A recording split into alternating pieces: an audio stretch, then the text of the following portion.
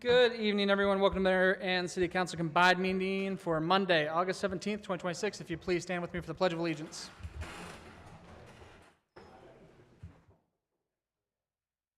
Pledge allegiance to the flag of the United States of America and to the republic for which it stands, one nation.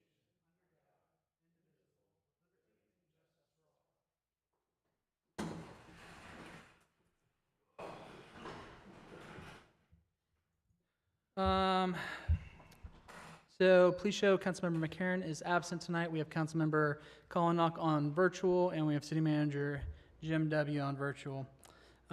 Proceeding forward to approval of minutes from July 8th, 2026 and July 13th, 2026 regular meetings. Any questions, comments, concerns from council?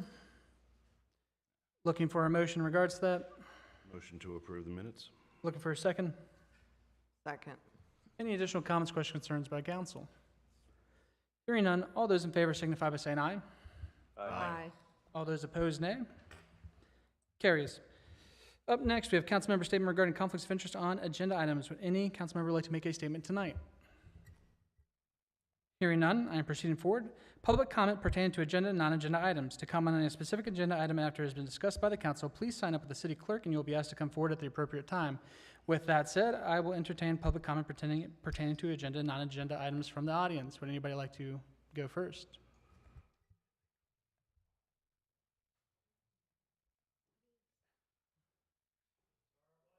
All good. Is that for the public? Yep, this is public comment. So, anybody from the audience?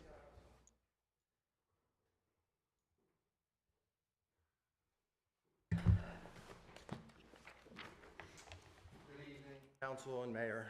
I'm just obviously going to talk about the meters that we had talked about last week. So I just had some comments that I was going to make. So last month at the workshop meeting, we were told that the research had been done for the town for the parking situation in the downtown Taneytown. It was based on the research, and based on that research, it was decided that the meters were not necessary. I would like to respond to those factors that the town said were used as a basis to remove the meters, because I believe many of the points expressed in the meeting seem to me to be fundamentally flawed. One of the factors at last month's meeting was that other area towns were prospering without meters, and the only example given by the town was that of Ellicott City. Although Ellicott City briefly bagged the meters in the downtown area because, in their words, there were complaints from the merchants and residents that the meters were confusing, unreliable, and detrimental to local businesses.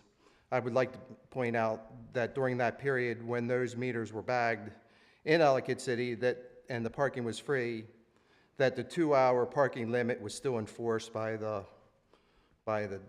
town. And the meters in the downtown Ellicott City were then reinstalled in 2023 to, in the words of Ellicott City, to manage the demand and ensure space availability for visitors. In conclusion, that shows that not only the need not only to have time-restricted parking is absolutely necessary, but the way in which the time parking restricted should be easy to understand. Ellicott City found out the hard way that not having meters was not a successful way to have a vibrant downtown. Ellicott City, after experimenting with having meters and having no meters, came to the conclusion that the meters and the time limits were the most effective way for the downtown area to have accessible parking for their visitors. The second point brought up last month, was that when shopping at Walmart, the distance from the store to the parking spaces can amount to a city block or more.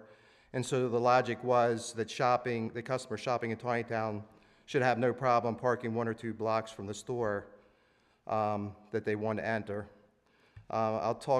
There's many flaws, errors with that logic. Number one, customers walk to and from the Walmart store. The Walmart customers do not need to cross a very heavily trafficked 2-lane road where the cars are traveling 30 or 40 miles an hour through the town. In Taneytown, it is like taking your life into your own hands when crossing the street. I have talked to many people that were nearly hit by cars crossing the street in Taneytown. The number 2 flaw in the Walmart logic is Walmart supply carts to their customers to easily wheel their purchases to their cars. Then after the customers have put the purchase in their cars, there are cart deposits throughout the parking lot. So obviously the town, Taneytown's not going to have any carts or cart dollies. And then number 3, Walmart has spent an enormous amount of money on the perceived convenience and design of their parking lots. The psychology of Walmart parking lots is defined by design illusions that minimize the perceived distance and auditory strategies that influence mood and behavior. Walmart's lots feel shorter than they are due to massive sight lines that provide clear views of the destination, unlike obstructed city streets. The environment is scaled around the car rather than the human, with tall lampposts and signage that minimize the perception of the lot's true size. Additionally, Walmart's dedicated parking reduces the frustration typically associated with walking long distances, making the journey feel quick and a logical errand rather than a marathon. Also, Walmart uses outdoor music to strategically create a welcoming atmosphere and deter crime. Upbeat, familiar tunes are played to make shoppers feel happy and relaxed before they enter, which helps shape brand identity and encourages customers to spend more time and money. So we can see that Walmart has spent a great deal of money for their customers to feel welcome and create the perception of convenient parking.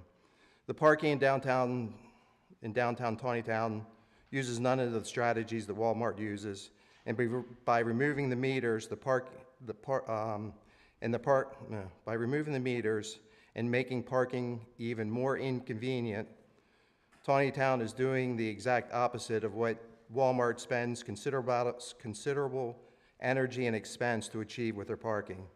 In conclusion, dodging cars and trying not to get hit while crossing the street in Taneytown does not create the same relaxing atmosphere for visitors and patrons that Walmart's parking lots endeavor to. The third point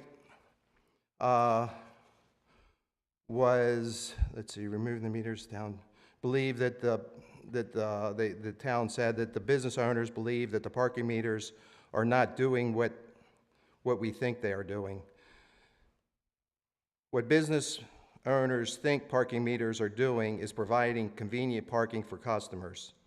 The alternative being, without parking meters, people would park in parking spaces in front of their businesses and not move for days. There are numerous examples of people parking in the spots for long periods of time in front of businesses. I was unlucky enough to be in business during the streetscape renovations. There were jersey walls and no parking on York Street for about 10 months. The coffee shop located at 1 Frederick Street, named Three Fine Cups, went out of business, along with other downtown businesses during that time. The gym membership at 3 York Street decreased 40% during those 3 years of renovations. The print shop I owned was forced to deliver the majority of the jobs to customers because the customers complained there was nowhere to park. The walk-in decreased significantly, lowering our income, and the need to deliver jobs significantly increased our cost to do business. So I don't need to experiment or run a test to find how the lack of convenient parking will affect my business. I lived through almost a year with no convenient parking during the streetscape renovations. I know exactly how the lack of parking will affect my business, and every business owner in the downtown area will be affected the same. Let's see, no convenience. The fourth thing was that the town had sent out surveys asking people about the opinion of the downtown parking situation. The strange thing is that none of the business owners in the downtown area that I talked to received a survey. So it seems it would be difficult to have a valid research if the research does not include the people most affected by the parking situation. Tina has been doing business in downtown Taneytown for about 40 years. 40 years is more than maybe half the people sitting in front of me have been alive. No one sent her a survey about the parking meters. No one asked her opinion about the parking meters. And like Tina, there are other business owners that have been in the downtown for many years. It seems somewhat unwise to be making decisions in relation to the downtown businesses without taking advantage of the library of knowledge that these many years of experience afforded these downtown business owners. And then just another note, with residential buildings and tenants, I know it's not always, doesn't always happen here in Taneytown, but normally residential buildings are required to have parking for the tenants. The downtown businesses rely almost entirely on street parking. So the residential building, the residences have potential other options, whereas the downtown businesses have, their only option is the street parking. So I appreciate your consideration with that. Thank you. Who would like to go next?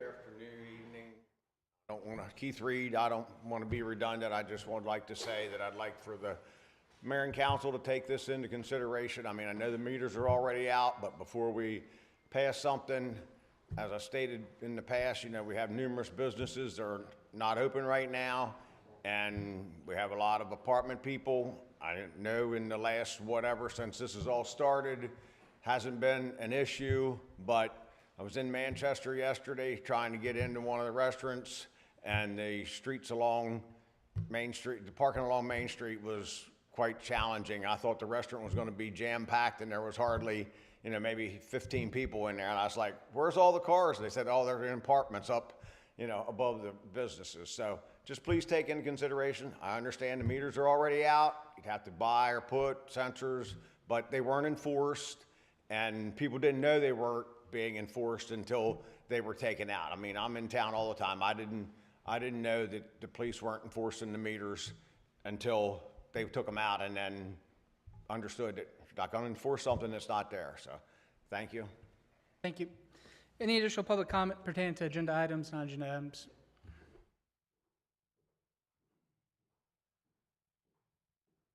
Just to continue with the parking, in a mature Main Street program, parking is one part of multi-layers of what this district could use. To support Mark's point, okay, the one business that we have that's on our property, we're not affected by parking because we have a parking lot and we have additional parking across the street, all right? But the residents that live next door to me, all right, I think there's 6 there. 3 of them park on the street, and they haven't moved their damn car. Haven't moved their car, all right? They don't work. I don't know what they do, all right? But the cars sit there, all right? Leaves Mark 2 parking spots for his customers. 2 parking spots, all right? This goes to the point about who are we really removing meters for, all right? Are you trying to create productivity, or are you trying to hinder it? And that's where your parking problem comes in, because it is filling up with residents, all right? And they never move their cars. Now, I don't know what the solution is going to be, because nobody seems to want to deal with it, all right? But this goes to a larger issue with no economic development, no historic Main Street organization, none of that. And that's all supposed to be a part of it. Now, I know streetscape, I've heard the horror stories, all right? And I get that. And nobody wants to go through that again. But right now, you got nothing. There's nothing. No program, no idea, all right? There are arguments both for and against having meters or removing meters. And there's good points on both sides. The problem that I have is that nobody did the due diligence to figure it out before they actually took a solution away. Do the due diligence. You're getting ready to talk about ADUs that talk about parking surveys and all these other things. But we're going to do that for that, because that's going to get shoved down our throat, all right? Nothing we can do about that. But we've done nothing to help ourselves. This town is classically always wanting to isolate itself, you guys want to control everything, but you're not even doing the due diligence for that control. Thank you. Any additional public comments pertaining to agenda or non-agenda items?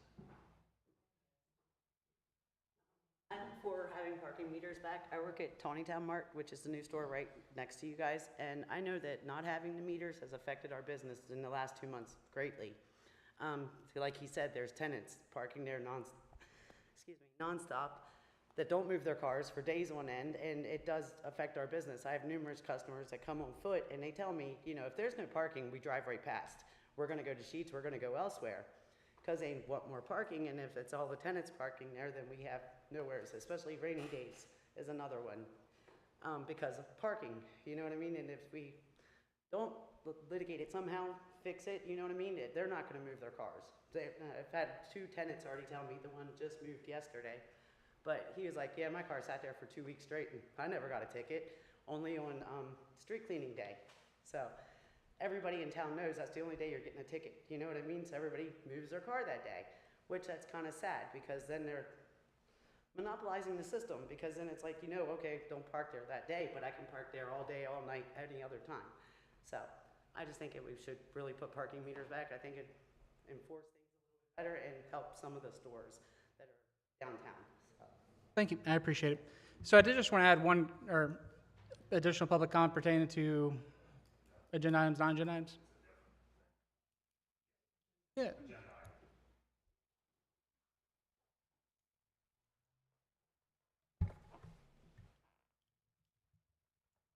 Good evening. My name is Matthew Clark. I'm the farmer at Ballinger Park property. And wanted to go through some things. Farmed that ground for about 11 years and never really had any problem up until last fall, and which was September of 25. Spraying in there. There was a complaint came through. Lorena had contacted us, or me, through email, said that she needed information of the, you know, what was sprayed there. So then, you know, we use a certified agronomist that goes out and does the scouting of what needs to be done out there, which they're out of Pennsylvania. They came down, did the spraying. I contacted Tony, the agronomist. He went ahead and sent all the information to you all. And then she had notified me about the selection, or the Section 5 of the lease, about saying that I was supposed to get written permission. You know, 11 years ago when that lease was drawn up, I didn't pick up on it having to be a written permission. I mean, it basically states, tenant shall not be permitted to apply any substance to the property, including manure and sludge, except commercial fertilizer without express written permission from the landlord. I took that as liquid manure, dairy waste, that kind of stuff. It did say substance, but I didn't pick up on it being herbicides, pesticides, stuff like that. So bottom line, we went 10 years, never had an issue until somebody complained. I guess Lorena picked it up when she read through the lease agreement. And so everything was fine. Came to April of this year, paid the rent, asked if Lorena was in. They said she was on medical leave. So I called and left a message on the 6th for Lorena to call me back. Didn't hear anything. Called again on the 13th. While everything else had been sprayed on my other property, I was waiting to talk to Lorena because I didn't want to go ahead and do any spraying without getting her permission or what I needed to do. Called again on the 13th, left a message. She called me back on the 13th. We talked. I said, what do you want me to do? Do you want to sit down with my agronomist? Do you want us to come up with a list of chemicals that we're going to use? Talked, you know, she had said she had her hip replaced and rough time for her, blah, blah, blah. And she goes, well, no, I said, you know, I'm in the hay business. I have to basically spray for broadleaf and noxious weeds to get that out of the hay, because no animals don't want to eat that. So I said, the agronomist I use is out of Pennsylvania. He can come down and talk to you. She said, no, I haven't got any feedback from the complainant from last fall, so go ahead and spray. Okay. Where it went wrong was I should have told her to go ahead and put it in writing and send it to me. So we went ahead and sprayed. I called my guy. He sprayed on the fertilized on the 15th. Went ahead and sprayed on the 17th. That evening, I get another email from Lorena stating that need to have list of all chemicals that was used on the Bollinger Park property. I turned it again over to my agronomist. He talked to Lorena.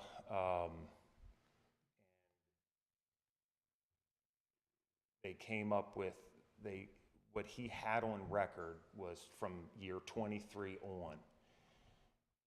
In Maryland, you're only required to carry 2 years of application records, or of chemical records.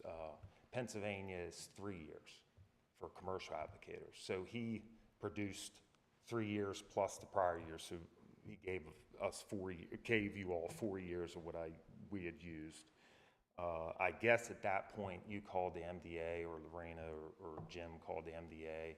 They did an investigation, which I believe at some time, on May 1st, Lorena did send another email saying that she needed all the list of all 10 or 11 years. I don't have all 11 years going all the way back to 11. I don't keep that many years, because I'm only supposed to keep 2 years. But bottom line, you ended up getting 4 years. That's all we could produce to show you. But basically, at the end of the day, it's chemicals that are used to get the broadleaf out, noxious weeds. Basically, it's the same chemicals that people are using in their lawns. MDA reported back to my agronomist, which then he gave me a little follow-up. I didn't get any paperwork from you all or anything from the MDA. He more or less said that everything was fine, there was no violation. And the complainant was complaining about their well waters, possibly being contaminated. He more or less said there was no way that there was no setback requirement. So basically, we could have sprayed to the wellhead, or he could have sprayed to the wellhead, but it was about 23 feet off the wellhead. But for some reason, it keeps coming up about 30 feet away from spray to where their wellhead is. But basically, this spray, you can go right up to it.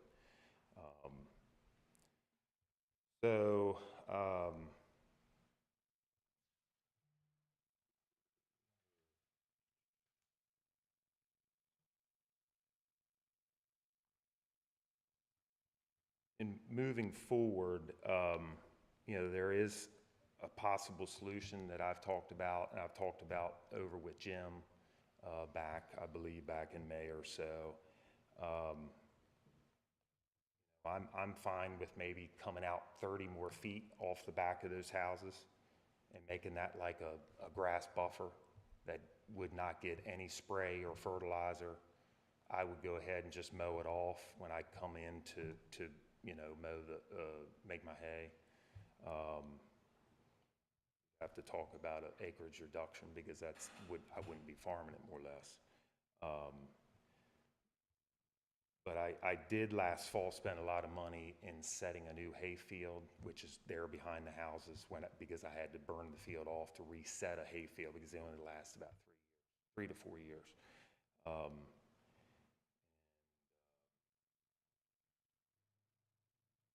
So in closing, I ask that you would allow me to continue farming ground to the end of the lease term.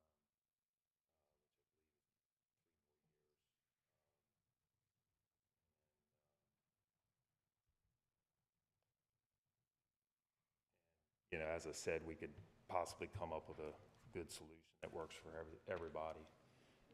Let me let council consider that, and then when we get down to the Bollinger Park lease, if you don't mind sticking around, I'll probably have you come back to answer some council questions. Yep. Thank you. Any additional public comment pertaining to agenda or non-agenda items? Can I make a comment on Mr. Clark's comments? Can it wait for the Bollinger Park lease, just so we can tackle that all at once? All right, with let's council? wait till Yeah. then. That's it, I'm gonna wait for the parking meters, so we get to parking meters as well. Any additional public comment pertaining to agenda or non-agenda items? Yeah, I got Sure. talk about the amendment for removal of office, from office. Just gonna make a simple comment, all right? The way it reads to me, sounds to me like we're just trying to make it harder for the people of the town to get rid of someone who they may find to be unacceptable. All right, we're raising the threshold for petitions, all right?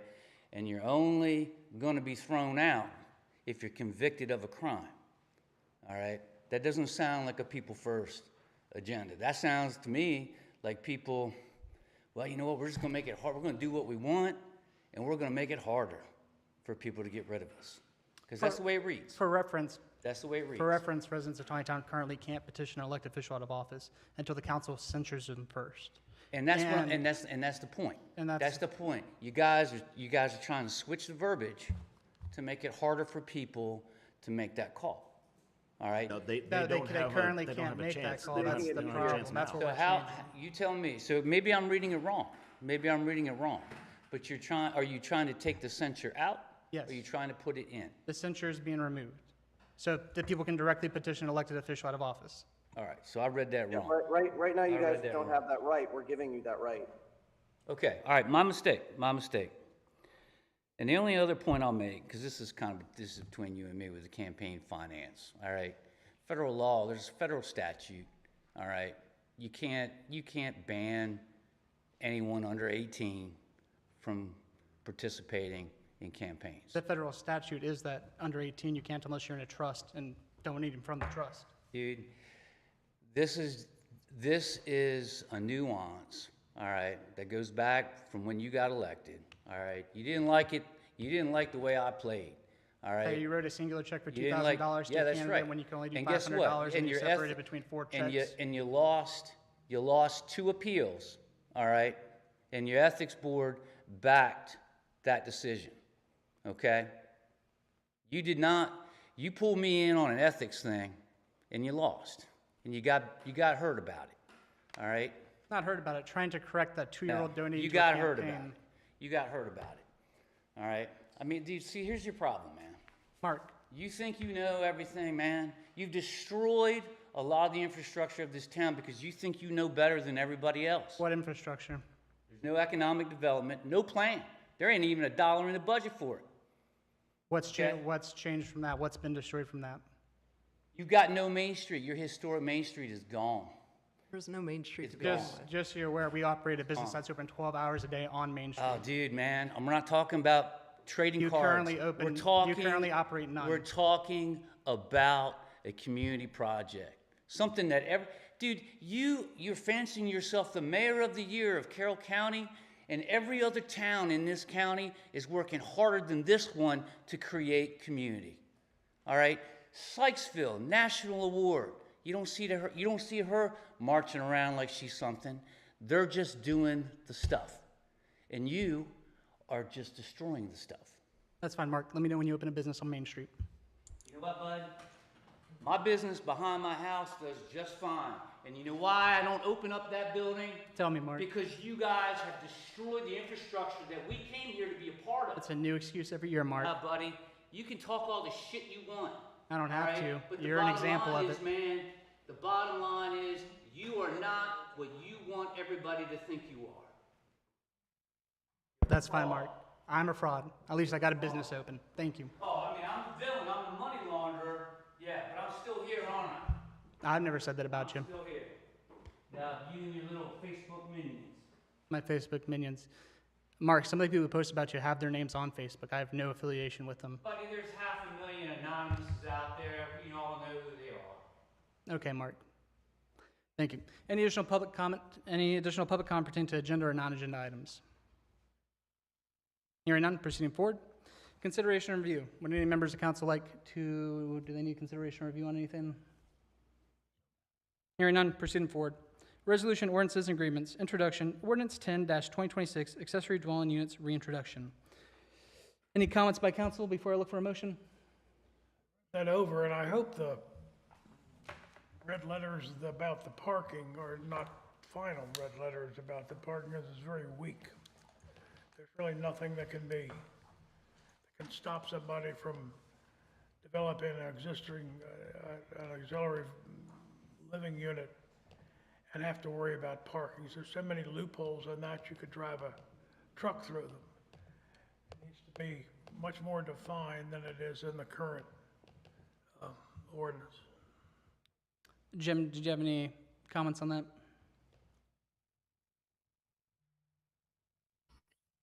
Well, trying to adhere to the state's requirements, we can only require off-street parking if the city has studied parking and has determined that it's necessary. So that study is underway. I know the planning director has made some daytime rounds, and the police department is working on checking parking, what should I say, pressure or you know, where there's a lot of curbside parking in the evenings and where there's a lot of available parking in the evenings. So that study is going to determine which parts of the city are going to require parking for ADUs. But that's the only way we can really regulate the parking and still comply with the state's requirements.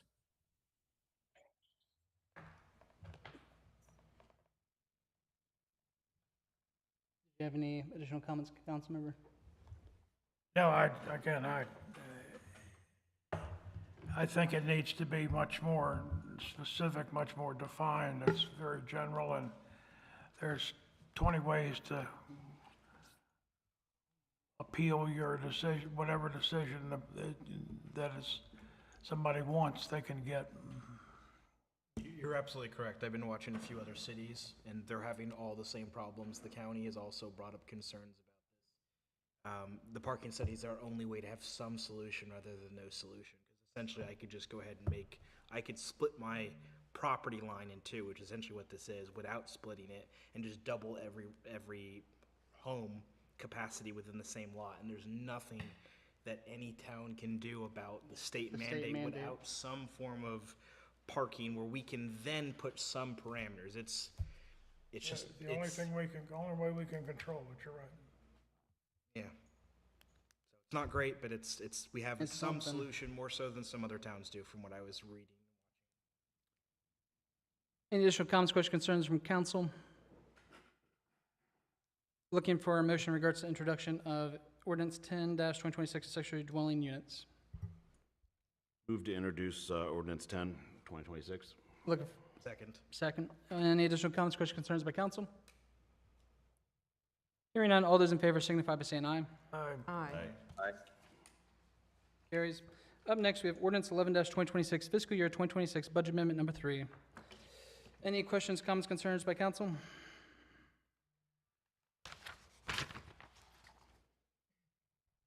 Hearing none, I'm looking for a motion in regards to ordinance 11-2026 fiscal year 2026 budget amendment number 3.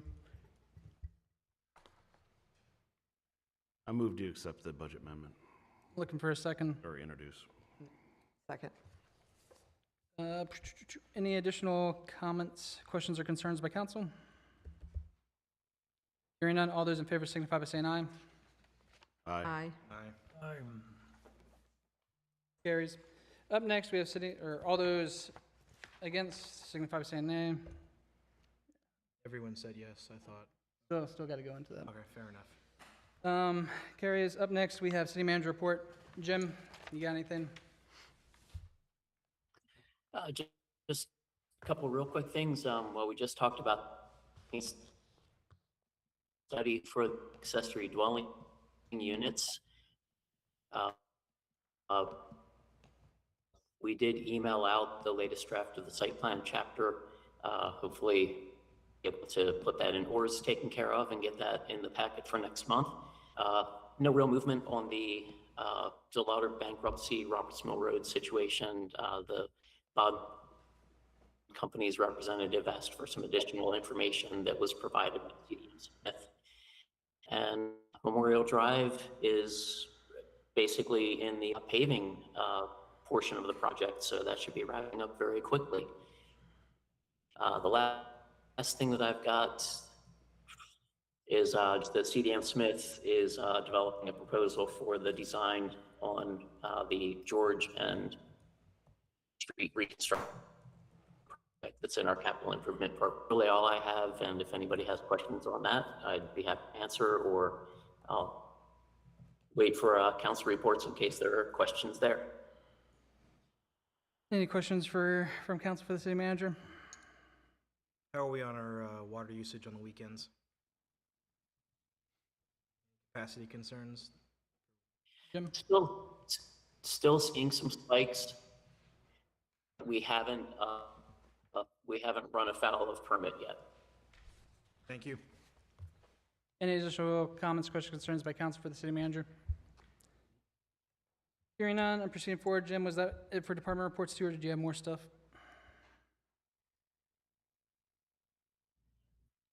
Nothing additional. If there are questions, I'll do my best to field them. Any questions for the city manager on department reports? Hearing none, I'm proceeding forward. Old business, we have 2 charter resolution holds. We have charter resolution CR 2026-01, term limits, amendments to office, pending review, and we have charter resolution CR 2026-02, amendment to removal from office, pending review. I know it was just brought up. Did council have any questions, comments, concerns they want to talk about since it was brought up a minute ago? Other than what I've said in the past, be very careful about changing the charter.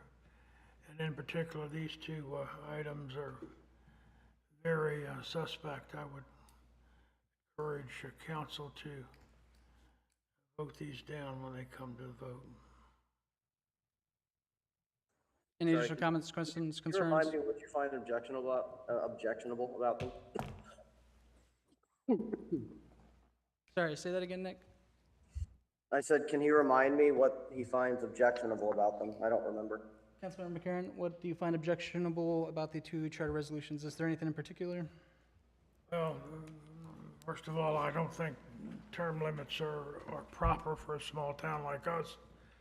We need to be encouraging folks to run for office, not discouraging folks to run for office. I think that an individual who is willing to devote time to the building up of Taneytown should have the opportunity to stay as long as people want to keep him in office. This might have some bearing, if we were looking at congressional term limits, I might be in favor of it. But from a municipal standpoint, it's just too hard to get qualified candidates to run for office. The example was our last election. We had 4 people run for office, and 3 seats available. So there's not a whole lot of folks that have the time, the energy, and the ability to devote what it takes to serve in municipal government. And I just don't think that's necessary. The amendment from removal of office, I agree with what Mark said a few minutes ago. I think we need to make sure that we have a pathway to remove an individual from office that is unqualified even after its election. And the process that we have in place is perfectly satisfactory. We're able to do that and with the least cost. And I would just recommend that we leave it like it is. I don't think it needs to be changed. We don't need to do that. Just There might be exceptions.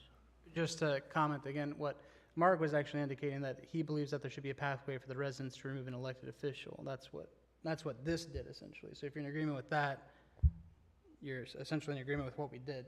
We allowed direct removal of office for residents, so it doesn't have to go to censure first. Yeah, we still have the ability to do censure. That's not been removed. And still have the ability to remove a council member if they're convicted of a crime, which was the same exact bar that was in the charter to begin with. So we haven't changed the bar. The bar is still there for council to be able to remove a council member. The only thing that has changed is that residents can directly petition a council member or mayor out of office, which I don't think anybody here has disagreed with. Councilman McCarron, do you mind educating me? I know you've been in office for a minute on the last time we did recall. Say that again. When the last time we've recalled somebody in office, so I can go back to records and check the It was process. back, Maybe Frazier, right? Donald Frazier was disrupting the council, probably back in the 90s, perhaps. Okay. I know we're not voting on it tonight, but I just, this came in And- before I and- came and in, it- so I again, wanted it- to research that. It's a difficult process, even as it is written, but this makes it more difficult. Maybe I'm not We- reading we- it. we- I think that argument it makes it easier, shouldn't be not more something difficult. that's easy to do.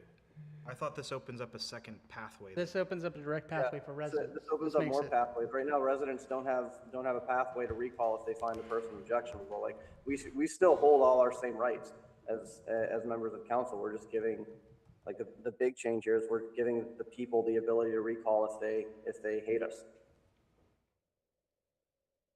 My Or if they hate my us. only question is just the percentage, is it benchmark compared to the average voting percentage? Like, are we saying the percentage is higher than the average voter turnout, the same as the average voter turnout, or less than the average voter turnout? It's higher.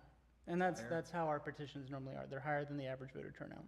So our petitions normally average in the 20% range is what you need to do for a petition. And again, I think we talked about that back when this was originally brought up, but whether it should be higher or lower. And I guess what it comes down to is, if there's a point where a council member or mayor is being removed, they should be, removed by either something egregious, or again, they're just not doing their job, right? I mean, 20% of people, if you can get 20% of people to sign on that somebody's not doing their job, that puts them to the recall. But even that petition alone with the 20% doesn't necessarily remove them from office. There's still a recall election after that, essentially, where you go to the ballot and you vote, yay and nay or whatever. So again, even this alone doesn't necessarily just remove the person. They still have to go to the actual recall election. So you still have a whole other step even after getting the petition signed. But again, the idea is a direct corridor for residents to be able to petition elected officials out of office if they believe they're not being represented properly. And that's what we essentially did with this charter resolution.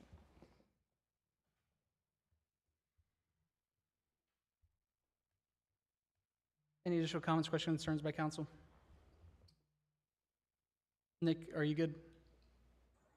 Yeah, I'm good. Sounds good. Proceeding forward, Charter Article 1, I do got to apologize to council. I still got to get that over to you guys. I've just been kind of swamped this month. So again, we'll get you a better draft come September. Campaign finance, Jim, did we get something over to council on the changes for campaign finance? I know we had some initial mock-up.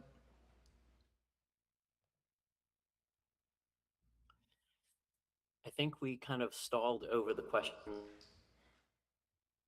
of the age of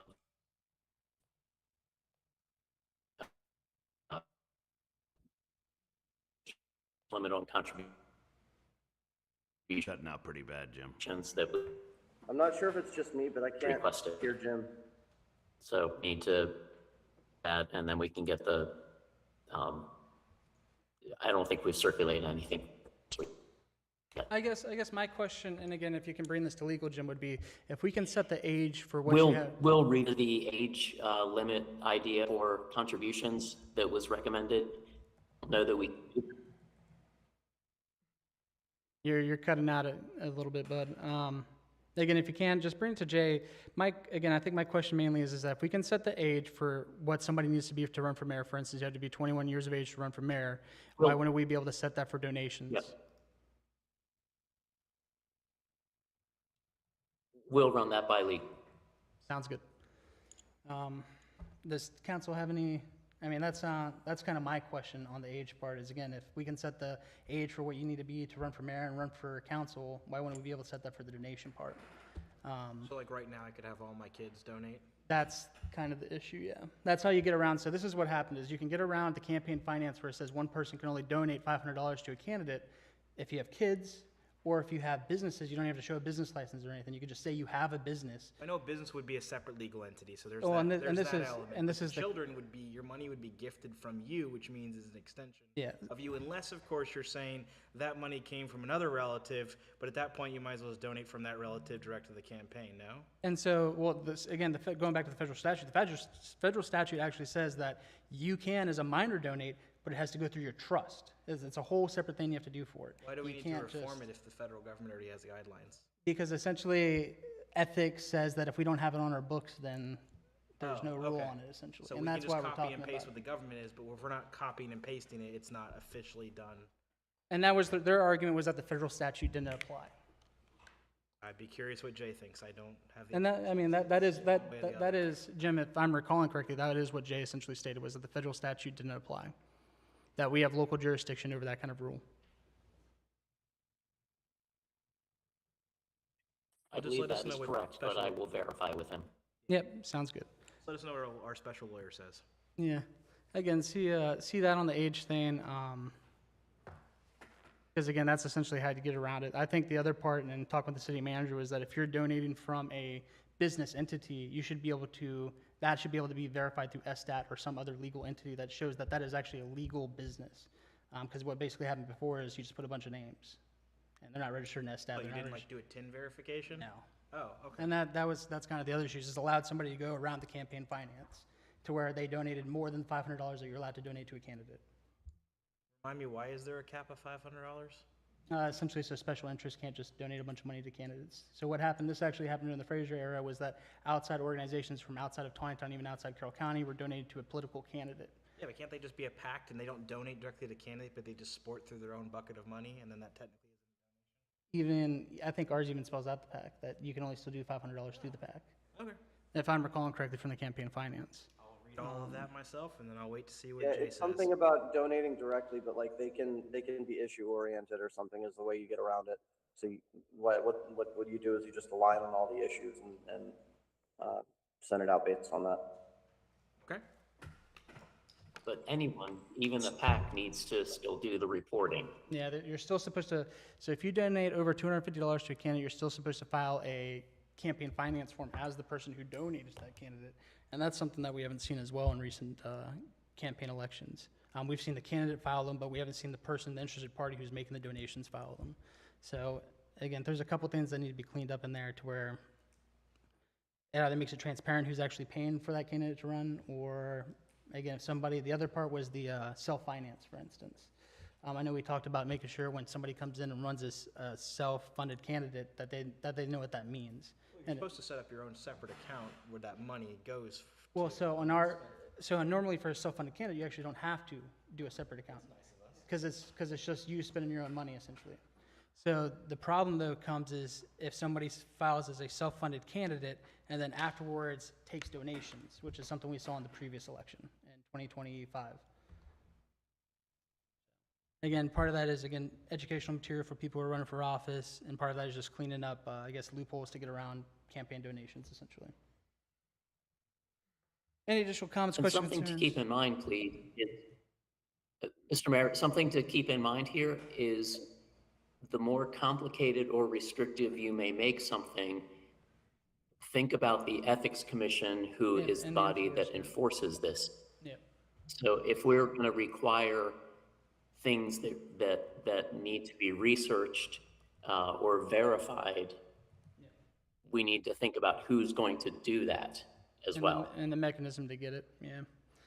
Again, I know that was been an issue. Again, something for council to consider as well. Additional questions, comments, concerns by council on campaign finance? Hearing none, proceeding forward, Memorial Park expansion. Lorena, did you have any comments that you wanted to make tonight? Again, I know Councilmember Kalanock, he's been working, or he's looking to work with the county on some stuff, but other than that, we don't have much of an update on that, other than, again, it's kind of just sitting dead in the water currently.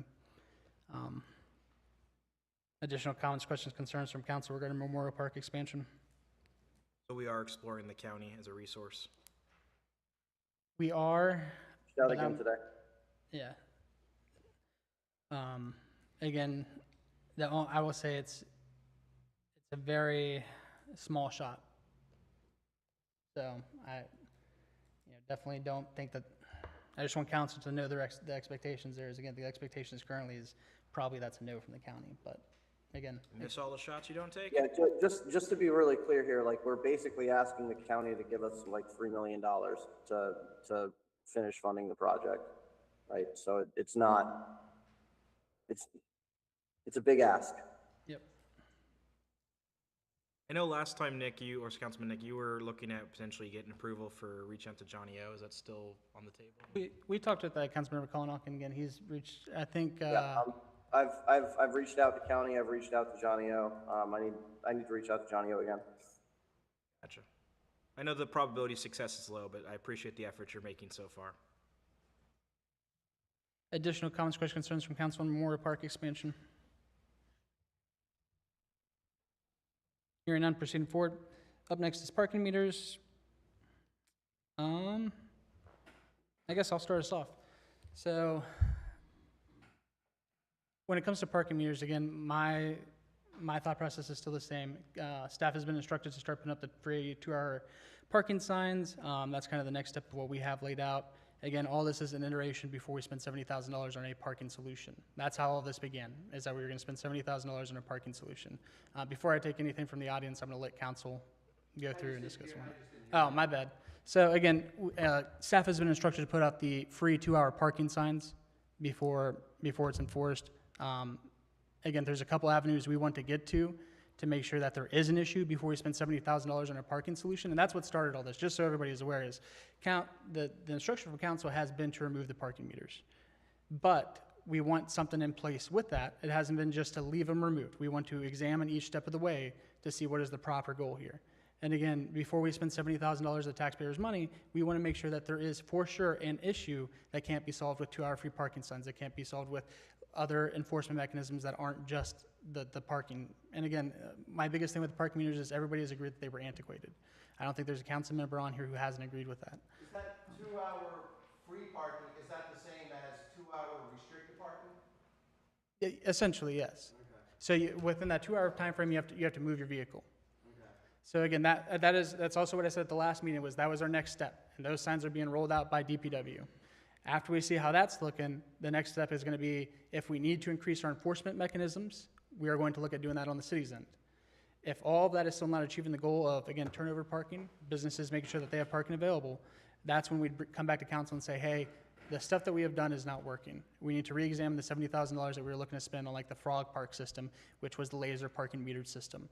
For us, the biggest thing is, if we are going to have limited parking, we have to have an enforcement mechanism for it. We have to have a way to enforce that isn't just business owners calling and being like, hey, this guy's definitely been out here for over 2 hours, because then our guys can't just come out there and ticket them. They have to know they've been out there for over 2 hours. So that's kind of the limited scope there of what we have, is that we have only so many police officers, and their task and their ask from the residents has been to be out in the neighborhoods, making sure people aren't running stop signs, making sure people are minding the speed, and again, responding to calls on a daily basis. So what I will say is, again, this process has never been just to remove the parking meters.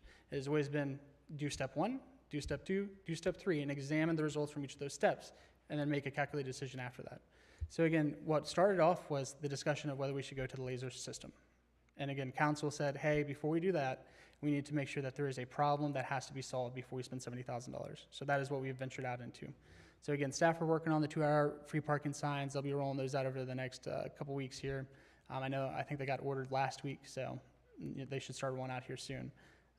Again, if we're still seeing where people are still parking out there longer than the 2 hours, and we're not able to adequately enforce it with our current tools, we're going to add additional tools for enforcement. If those still aren't working, and again, the idea is to add cheaper tools before we go to the more expensive tools. If those cheaper tools still aren't working, our ask is going to be to come to the council and be like, hey, this is still all not working. We'd like you guys to entertain the laser system again, essentially. So again, it's a process, but it's a process before spending $70,000 of taxpayer money. So one thing I will say, and I do have to note this, is again, we have a lot of street parking in Taneytown. It may not be directly in front of your business, but there is a lot of street parking on Taneytown. And even one of the common core principles of Main Street development is that you still want people walking up and down your Main Street. So if the idea is we just want people to park directly in front of the business that they want to go into, that doesn't even achieve one of the core principles. So again, that's kind of my thing too, is there has to be an expectation that people are not going to be able to just always park in front of your business. And that could be true even if your business is open and you're having a busy day and you have 3 people parked in your parking spaces, they're going to have to park somewhere else to get to your businesses. So again, I want to also manage the expectation that there's no way we're going to keep a spot open for your business specifically at all points of times of the day, because that's not up to us. People are still allowed to park there. Residents, if they still want to use 2 hours, they can still park there. So again, just wanted to manage that expectation, talk about the general process that we've been doing. Again, I'll open it up to council for questions, comments, concerns on the parking meters. I can't remember if the 2-hour limit was linked to regular business hours, like an 8 to 6 or 9 to 6 kind of thing, or if it was just a hard 2 hours. So currently we're rolling out 10 a.m. to 5 p.m. Those have been clearly the busiest hours for businesses that we've seen at least. Again, I invite any business owners if they want to talk, if they think those hours need to be expanded or whatnot. But again, what we have told staff on the administrative end is that we want to see 10 to 5. That is what we want to see on the free two-hour parking signs currently. Because even in the metered system, again, outside of the regular business hours, people were still allowed to park on those streets if they're residents after those regular business hours. So we're not looking to totally remove that, just so everybody is aware on that as well. Do we have a list or an inventory of what the regular business hours are for the Main Street businesses? No, but I will say there is 3 businesses open past 5 p.m. on Main Street.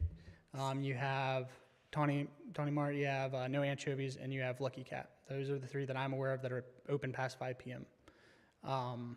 Earlier than 10 a.m., you're talking, again, same thing, a handful of businesses. So that's kind of the issue, right, is when it comes down to even all of this parking, it's only a limited amount of hours that we're seeing a problem, and it's only in specific areas as well. We're not seeing it throughout the entire parking area. And I'm sure everybody has looked up and down the street. A lot of the parking from basically City Hall, I would say down, is free and open most of the day. I'm there just about every day between being down there at the store and being up here. I see the parking in this general area. Most of the day it is free. But again, our heaviest trafficked areas would be, I'd say, that 10 a.m. to 5 p.m. Regarding enforcement actions, so when this goes into effect, are we going to do fine, tow, both, or both? So probably avoiding tow, it's going to be fines. Again, if we're at a point where we have fined somebody multiple times, the car's been there for 6 months or whatever, and again, just throwing out a random number, at that point, if it has 10 tickets on the windshield, yeah, it's probably getting towed. But again, we're not jumping straight to towing. We do have the fine mechanism as well. So Why did we originally pick 2 hours of free parking? I only asked that because it seems like that's I'd say the standard free parking for most places. I only said that 'cause the places I've gone to, like Hagerstown and Gettysburg, they don't. You pretty much pay like $2.50 an hour for all the things. They all use apps though, so like I can just put on the app and extend whenever I need it. Something we ever explored was using I'm not trying to name drop a company because they're Yeah. So we explored the app, and I'll say the comment back on the app was that it's ironic because again the comment for the other meters was that nobody was bringing change, and the other comment was that, well, I don't want to have to bring out a phone on my app to be able to pay for parking. So I don't have quarters. and again, this is Well, just I think those things are also more applicable to a more well-developed Main Street too, right? We don't have a super well-developed Main Street yet. We want to try and get there. So at the moment, in my mind, we should try and make things as easy as possible for people to go down there. So start free, and if our Main Street becomes bumping, then that's when you explore the stuff that I think you're talking about, Alex. And that's kind of the feedback I've had from residents is that why am I being charged for parking that is relatively open most of the time? And like you said, Nick, again, this is something we've stated from the beginning here is that if we are seeing a problem, we will identify the problem, we will address it, but we shouldn't just be whacking at problems that don't necessarily exist currently. Yeah, that's right.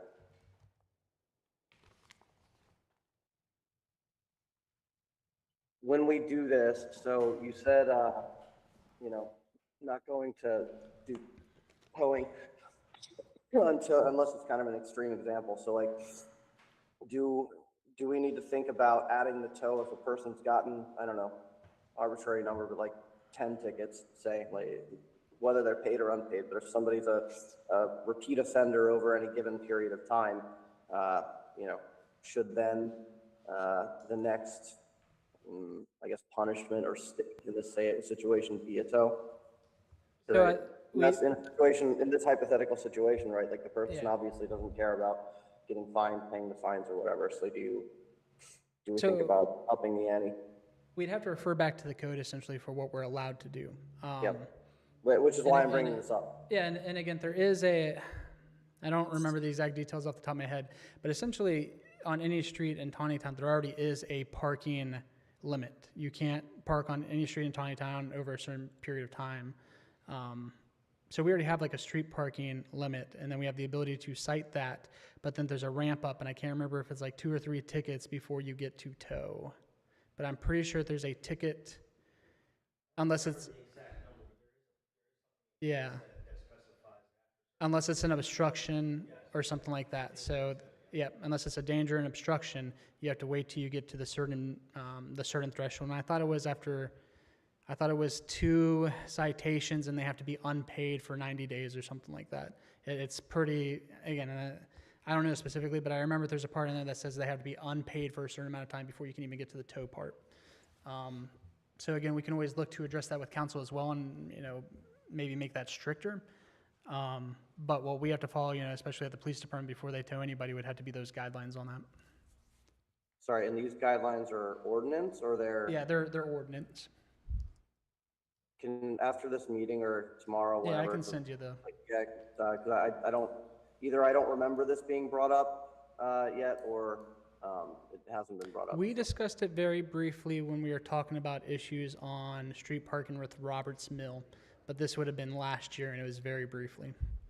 But I'll send you over the section that I'm talking about, because technically it's what applies to even the Main Street section currently. Cool, thank you much. Mr. Mayor, that's 19315, impoundment for unsatisfied citations. Okay. So that's been the law for quite some time. Yeah, that's been there So- for a while, untouched. 3 or more unpaid citations for a period of 30 days or more has elapsed. So that's the current rule. Okay, nice. Yeah, again, I knew that there was some kind of day for the citation. I knew there was a certain amount of citations. I appreciate that, So Jim. what I'm kind of asking then, I guess, is like, do we make a special carve out for the Main Street district that says something to the effect of, if you've had X number of citations, no more citations. Now every infraction is a tow.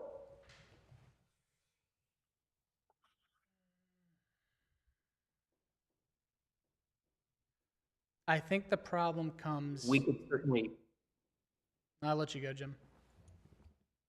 I think that we need to have some consistency in the code.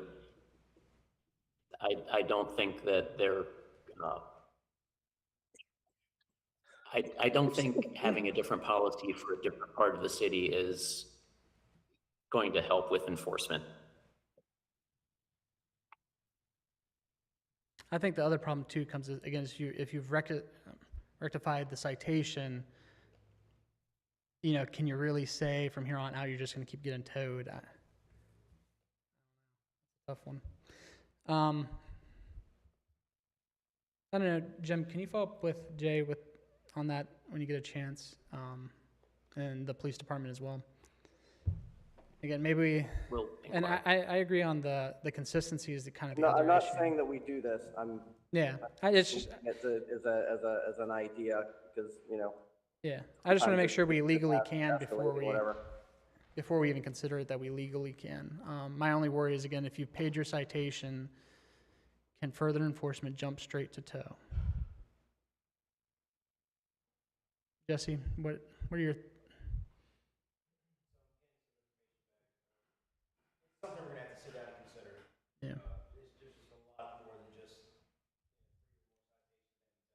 Sorry, I can't hear him. Is he at the mic? All right, Jesse, sorry, do you mind coming up? Yeah. I am keen on hearing Jesse's opinion on this. There's just a lot to consider.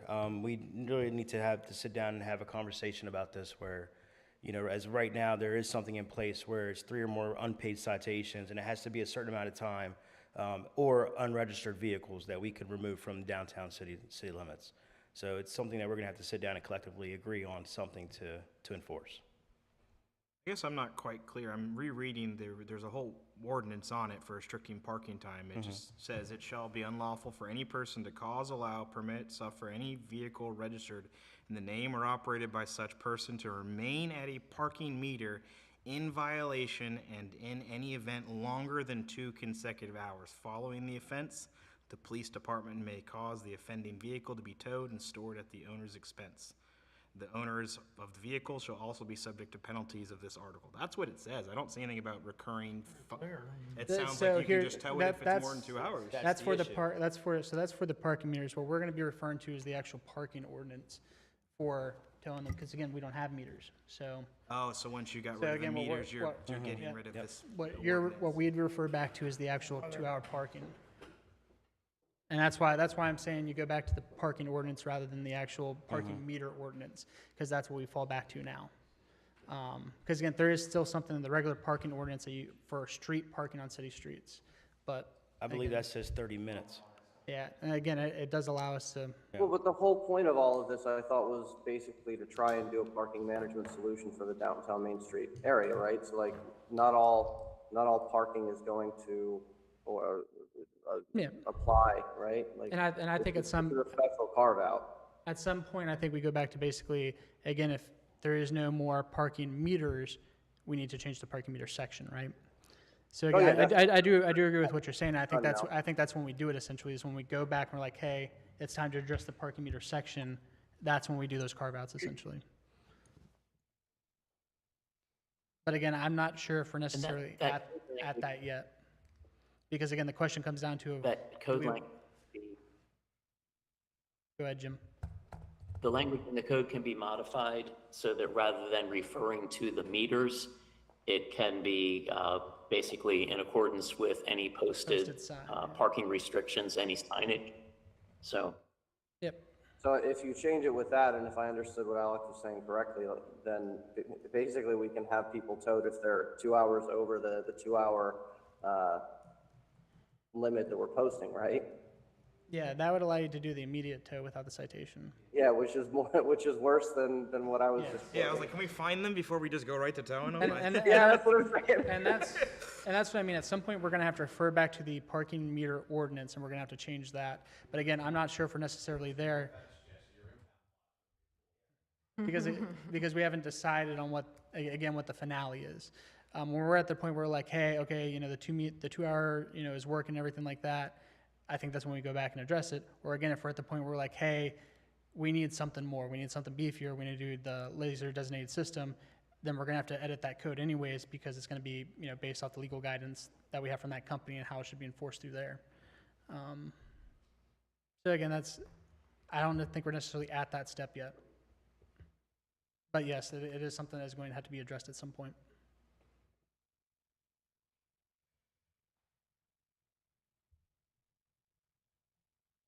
Any additional comments, questions, concerns from council regarding parking meters? If council will let me entertain public comment, I'm going to entertain public comment. Does anybody have any additional public comment based off of what I just said, what council just said here? I guess, I don't expect anybody to park directly in front of my business. As long as there's convenient parking, I'm fine with that. I'm fine with, a 2-hour restriction, that's fine. I mean, I guess my thought was, if there's meters and the meter's not paid, there's 0 minutes on it, the police officer comes and gives a ticket. Whereas now, so I know that's not the best work for a police officer. So it's kind of, I know that's, something they shouldn't be really spending a lot of time on. But now it seems like without meters, not only does he has to come and see, he has to come the first time to see if they're there, because he has to have proof that he's seen them twice in longer than 2 hours. So then for instance, if a store, a shop sees them and calls the police officer, and then they come out and see they're there, then they'd have to come back again 2 hours later to see if they're still there. So it seems like to me it's more work for police officers. I mean, I'm fine with trying new things. I think we need a 2-hour restriction so people aren't there for 48 straight hours. But it seems like to me it's almost more work for the police officer. And then who would be sort of, you don't really want the police officers to be enforcing this and spending their time on it. So then is it up to the shop owner to be calling the police officers if somebody's sitting there for 4 hours, 6 hours, 8 hours, or whatever? Parking meters too. And this was the problem with the parking meters essentially, is that we pay the officers around $100,000 to, their salaries, pensions, everything like that. It doesn't really make sense for us to have somebody do that. Yeah, that makes sense. But the thing is, now they have to come twice. With the meters, they come once. Now they have to come twice. And that's why we're moving to the next step, which is the Okay. signs. So let's see what the signs do. And again, Okay. if we're still seeing the issue with the Okay. signs there, then we're going to move on to a different type of enforcement. Okay.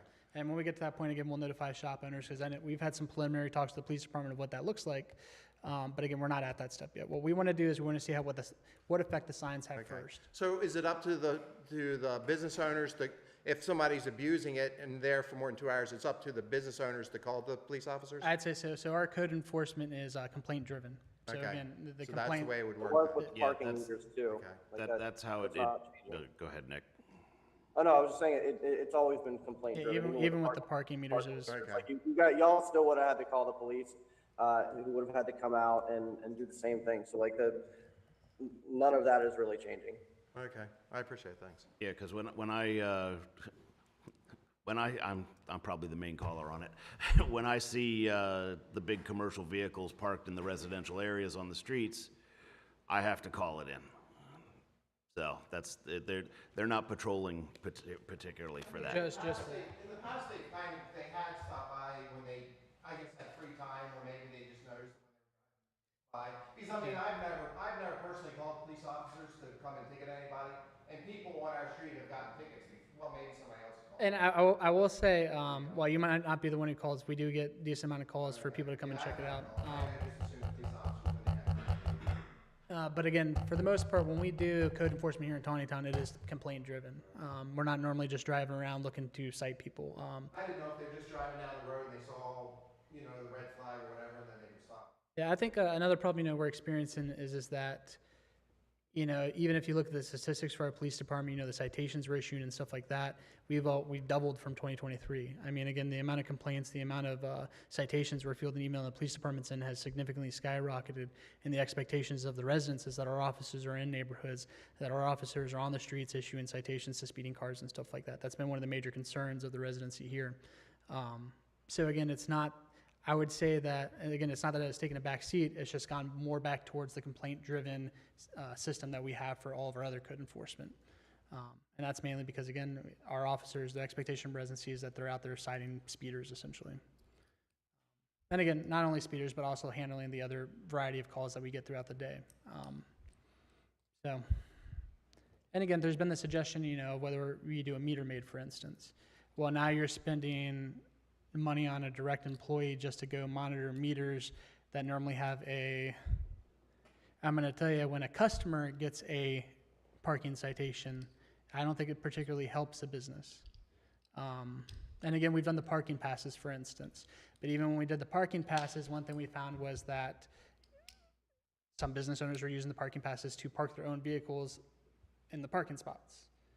And some people were not actually fielding the parking passes. People were just making copies of parking passes. So again, we're looking for a system that works for both the residency and the business owners. And that's what we're trying to get to. We're trying to find that middle ground between it. Any additional public comment? You gotta be on the mic, we've got the remote people.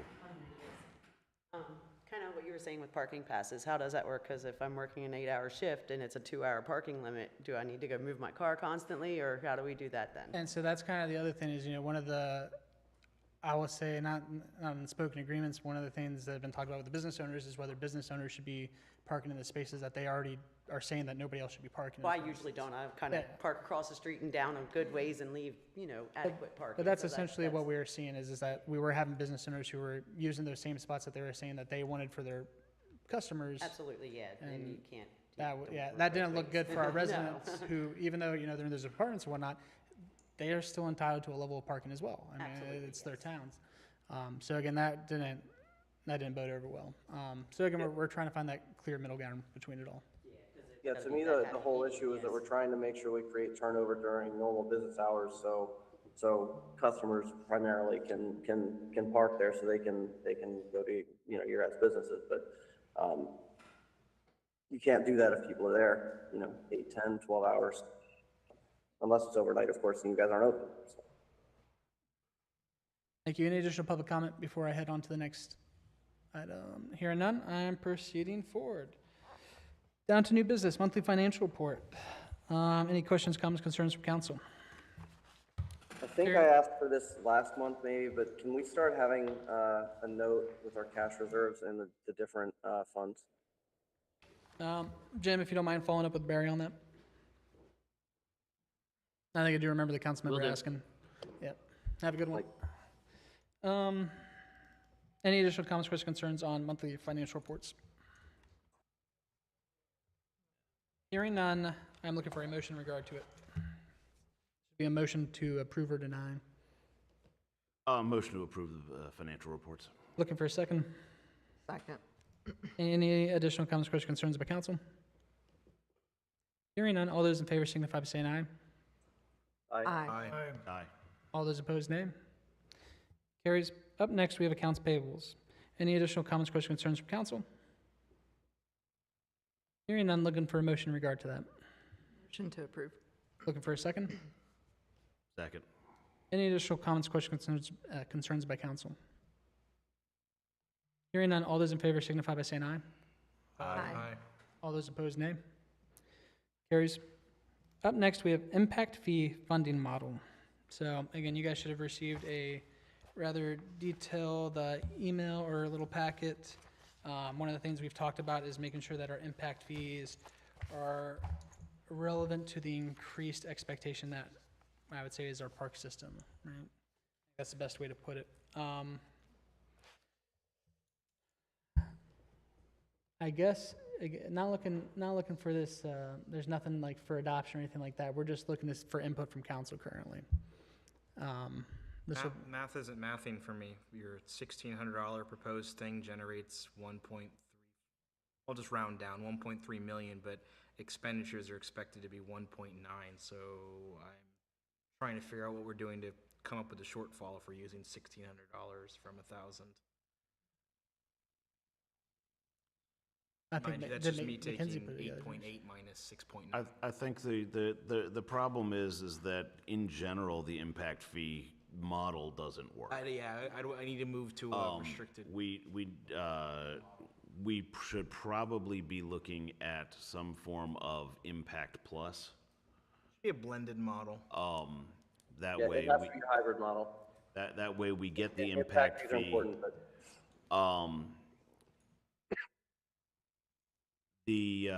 I'm curious how these other municipalities, or if these other municipalities are doing some form of a blend, or how they're doing it. Excuse me. So they. Yeah, because like Mount Airy's doing some extra stuff in there. I mean, so there are different ways that people that municipalities are putting in per either on a yearly basis or per new dwelling. Mayor, if I may. So I agree with others who have said that we shouldn't be relying just on new growth park impact fees or impact fees for anything, be that police, which I think right now is very low at $100 per RDU. That probably should be increased. But when new growth does come down the pike, great. I think we should go ahead and get these park impact fee, well, all impact fees increased. Definitely park, definitely police, I think needs to be increased, but that's, not my purview.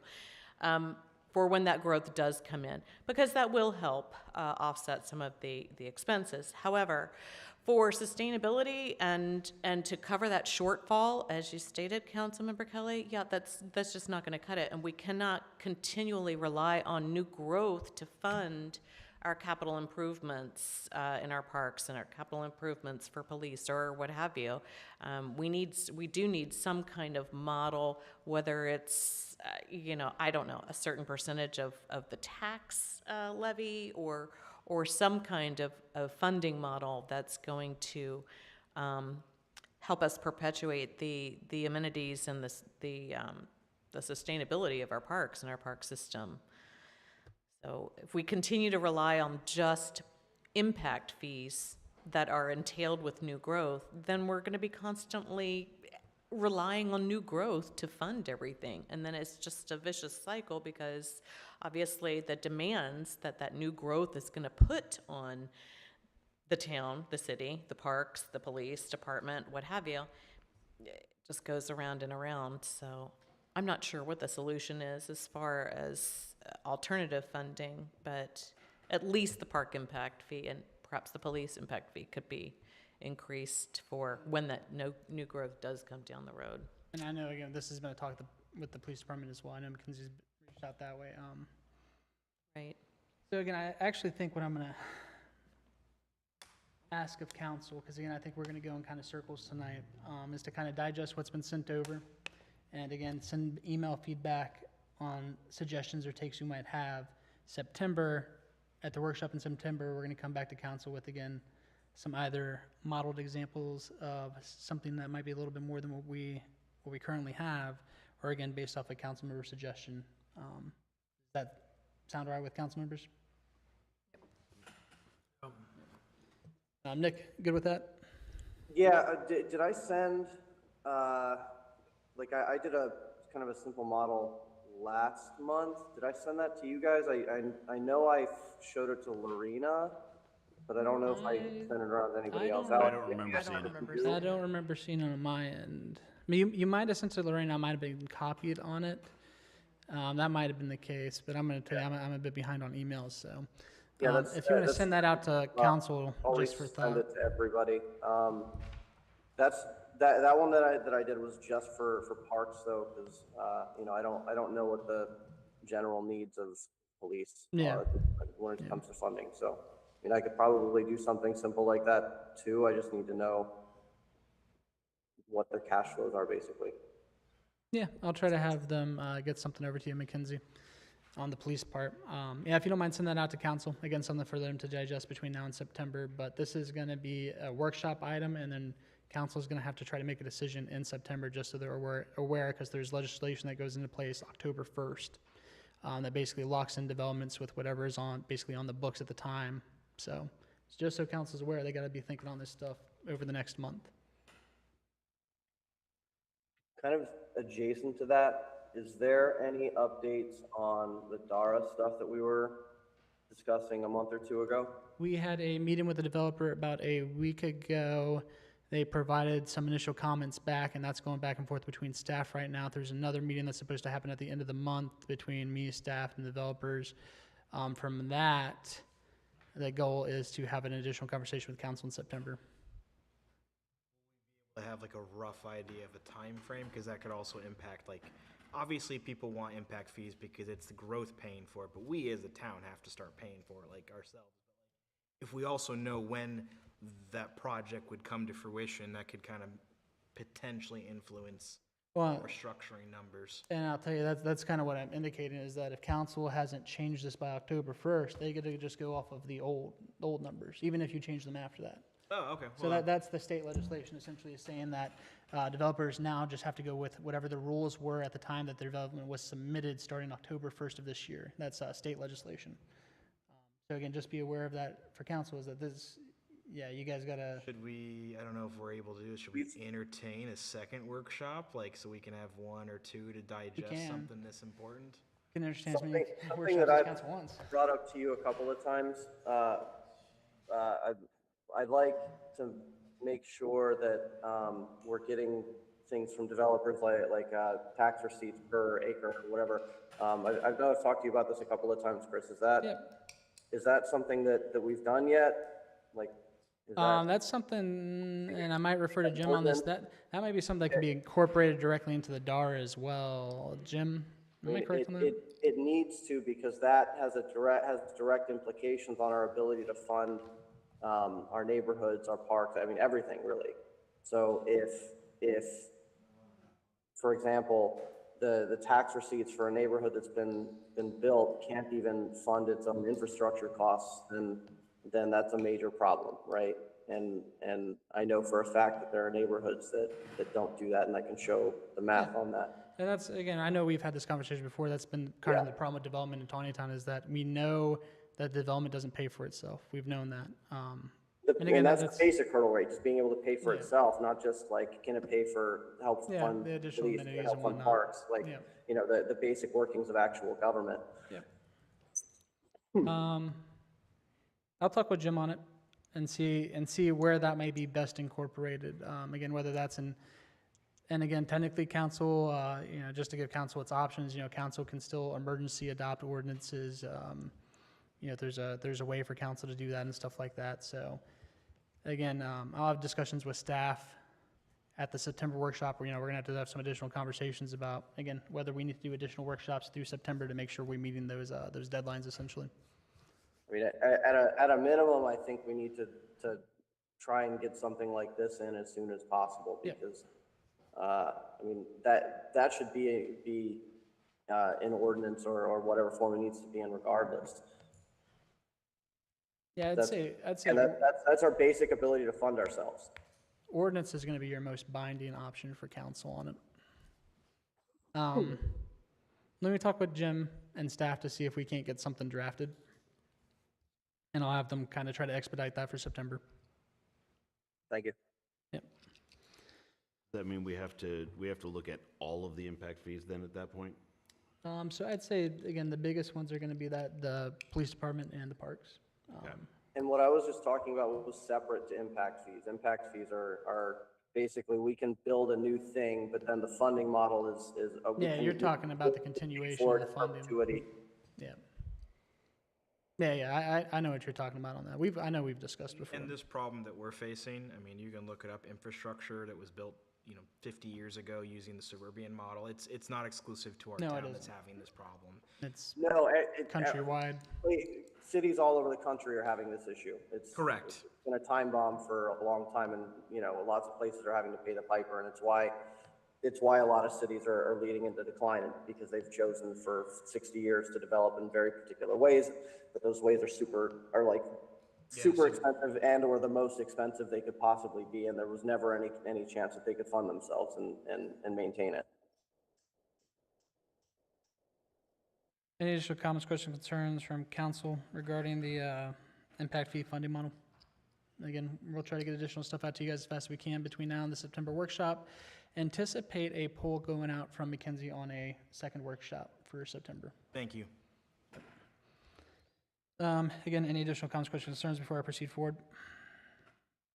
Hearing none and proceeding forward. Bollinger Park lease. Has everybody had a chance to digest the information sent over by the Parks and Rec Director? I know we had a brief conversation back in probably May of this year. It was very brief at council that this might be something that was going to get brought up.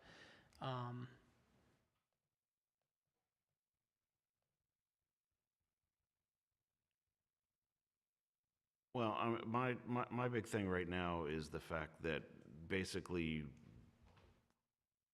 we haven't been within the rules of the lease from the beginning.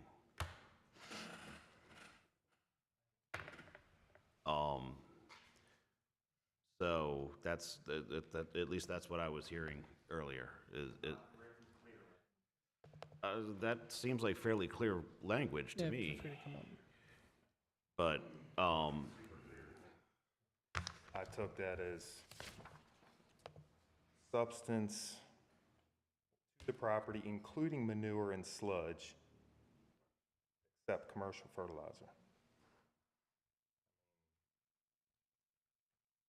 As I Maybe say, I It mean, should have said herbicides, pesticides, But it including. says the word any. I mean, I have a contract that I drafted for my property, and it's much more comprehensive than this. I don't disagree that we could have spent more time defining it, but it literally says any. Believe me, if I would have, Except for commercial fertilizer. And we're okay with exploring other things, we just have to get permission yeah, from the I landlord. just, believe me, if I knew it was in there like that, I would have, because I work with Jim Weebrick, I've worked with Henry Hine, and Lorena. And I'm And I gonna, knew it wasn't, I mean, it just didn't jump out at me. Yeah. And you know. and I know again, some of the information sent over to council, part of the problem is that this is, even what's being used is in contradiction with what we're trying to use for the park's goals. And not only that, it's, again, the complaints that we're getting from the residents in the area as far as what's being used. So what have we For- done, It what have we wasn't- done, because I mean, you are in default based on this contract, regardless of the level of understanding you may have had, you are in default. What have we done to remedy the default? Well, Lorena had sent an email saying that we need all 10 years. I don't have 10 years of the chemicals that were applied. By the state of Maryland only requires me to carry 2 years. Pennsylvania, which the commercial applicators out of Pennsylvania, he had 3 years. So he was able to show 4 years, but I can't go back all 10 years. And besides that, if there was going to be an issue with, I don't know, somebody had said we're concerned about somebody's health, it would have shown up in the first 4 years, and not if it was something that was applied 10 years ago, 10 years is a long I time. mean, 10, 11 even the years. federal government only makes you keep records for like 6 years on certain things. But The way my company does it, it's 7, but we hold it for 3 more years just in Just case for something. surety, yeah. Correct. Yeah, But I will- they I will destroy the say- records after 4 years. I will say the issue, again, that we're experiencing is, my understanding is, again, we had notified previously that, hey, you need to notify us before you do this stuff again. And then this came around this time and it was used again before we had basically a written that, hey, yeah, you're good to do it. And then that resulted in the complaints that we had that then led to another MDE investigation that essentially led us to the problem that we're facing, which is we have residents in that, well, not residents from Taneytown, but again, people in that area that are basically saying, we believe we're being affected by this. Our lease with you essentially says you will notify us before you do any kind of spraying, and we'll give you permission on that, if we did. believe you can. I And that's, notified Lorena. and again, this is, I think, Called you where, on the 13th. Called me back, and I talked to Jim. I said, Jim, go back and listen to the conversation we had, because when I call in, it says the conversations are recorded. He said, did she call you or do you call in? I said, I called her and she called me back. He goes, well, that's the problem. We can't. Even if she gave you verbal, it's She gave me contractually verbal. that Well, she has to give it to you in and writing. this was new to me. I said, Lorena, what do you want to do? I use a certified agronomist, okay? I said, I don't spray it. I could spray it. I'm licensed to spray myself, but I've never sprayed that property. Our contract's with you, not with the Exactly. third party. Well, anyway, and I told her, I said, what do you want to do? Sit down with my agronomist? So he's a certified agronomist. I said, he goes out and scouts. He comes up with a solution of how to manage the issues. And I said, you want to make a list? You want me to send you a list? And she's like, I don't know. I get it. I get it. We didn't hear anything back from the complainant, so I guess go ahead and spray. That's what she told me. that's fine. May I make a remark or two? 1 second, Yeah, I just want to state, my recollection of that conversation was have them send me what you want to apply, and we'll go from there. And then I didn't get anything from AgCom, from Tony or anybody, and it dropped off the radar until we got the phone calls from the residents on the 17th. The date we sprayed. Right, which was the spraying, and that's when I got, whatever time it was, 7 o'clock at night or whatever, got off the phone with them and emailed you I need to know what was sprayed.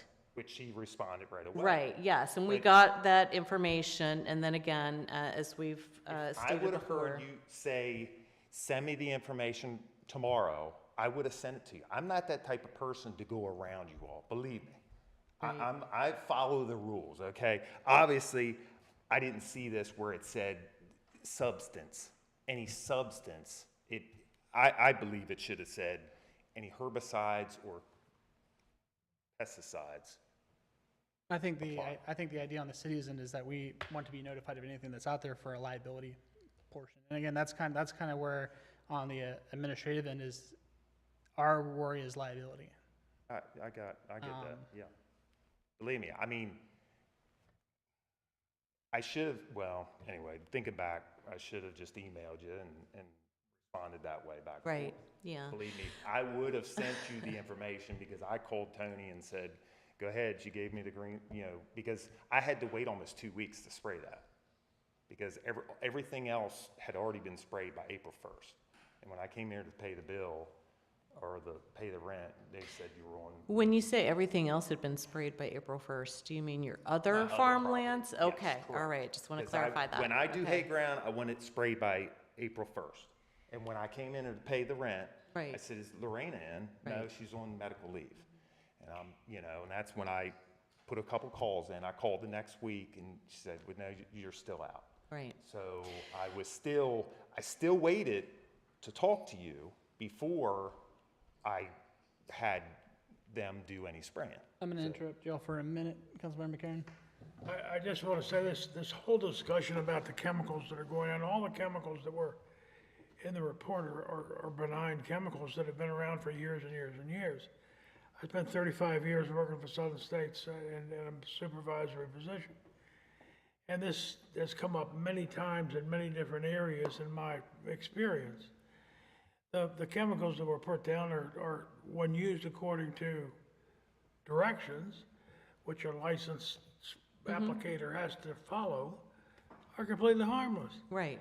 We're letting a bunch of people who know nothing about agriculture or pesticides or weed control dictate the policies of a man whose livelihood depends on a proper crop. Correct.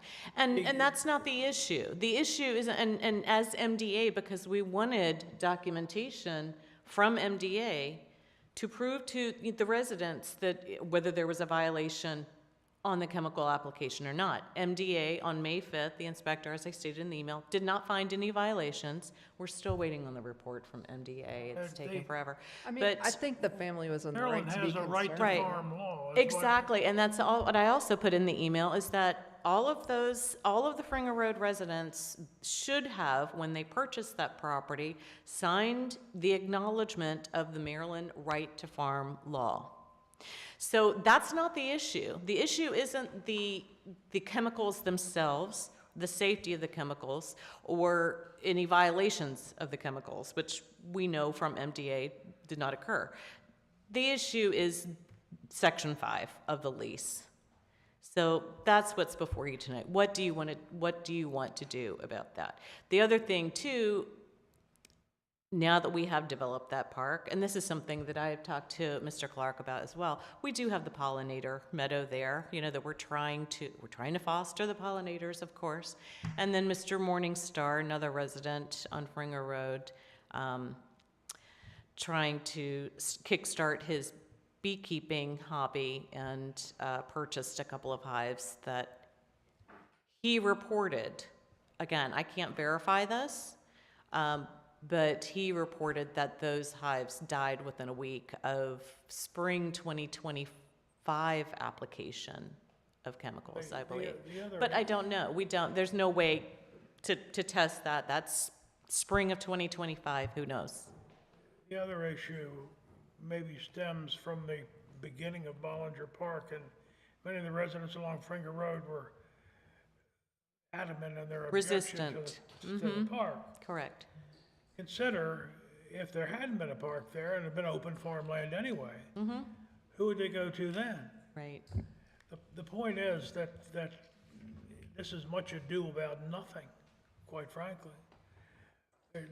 The man ought to be able now to treat his hayfield the way it's recommended the Cooperative Extension Service recommends it be treated. Or That's is it your wrong? decision. Well, that's so- your decision, and and this if is- that's your decision, then the lease Without regard to language the needs to be opinion of updated. the- of the And this residents. is, What difference does it make what the What- residents object to it? Why is that important? what I will say is again, the actual question before council is whether the contract is in the best interest of the city to continue, given the issues that have been experienced regarding the contract.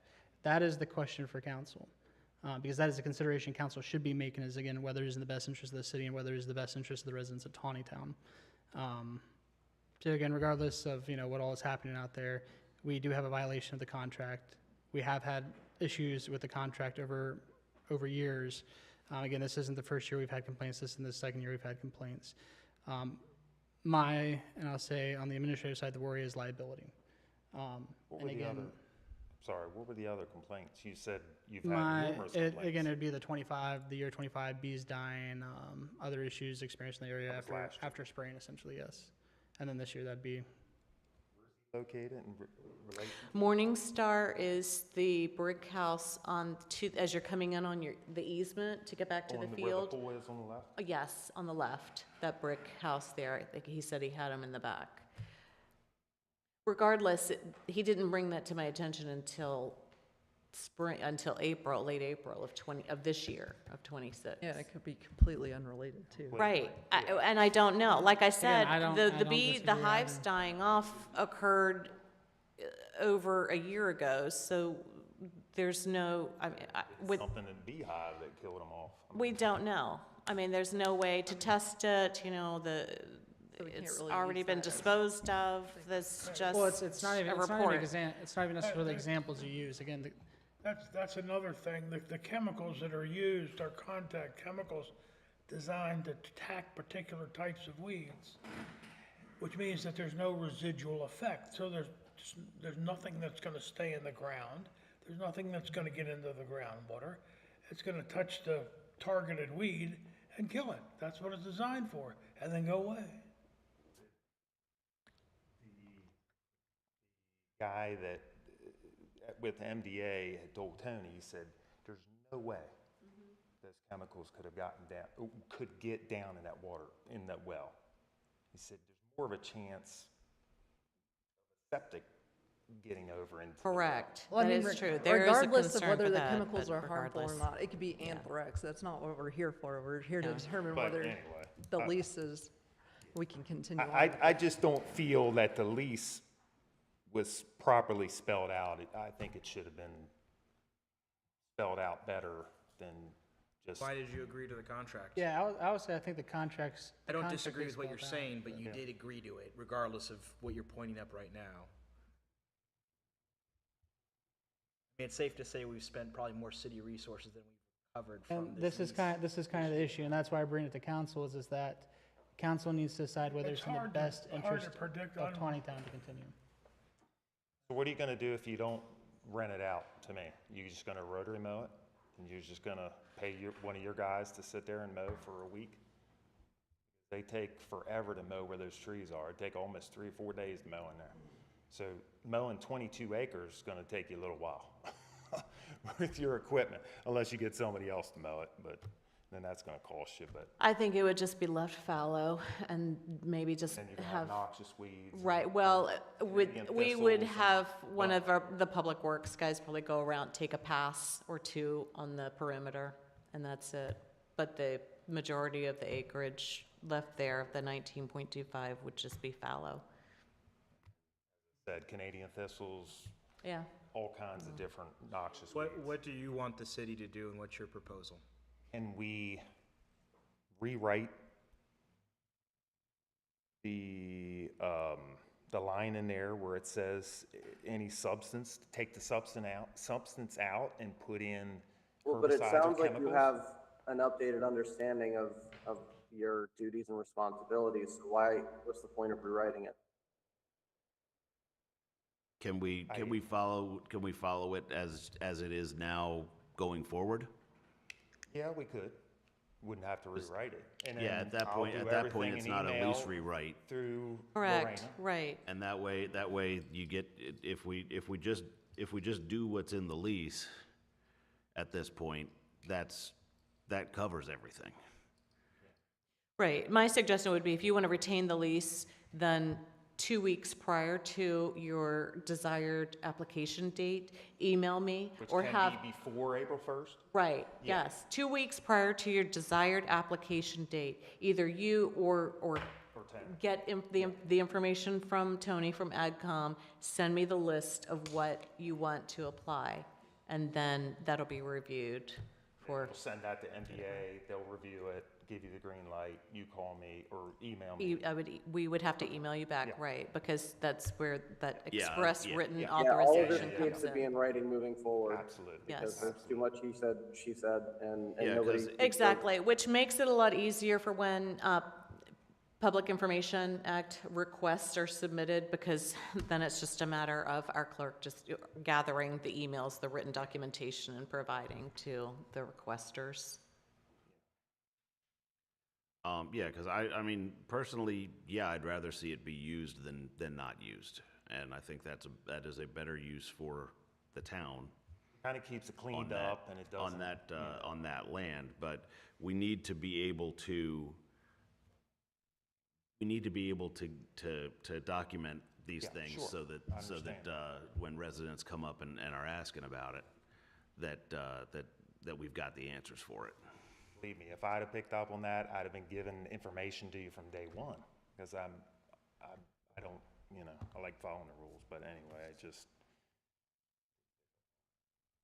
Yeah, I mean, I'm also kind of where Harry's at. If I'd rather a piece of land be used for productive ends than be left fallow. So unless and until there's a plan for the land, I'd rather it be used towards a productive end.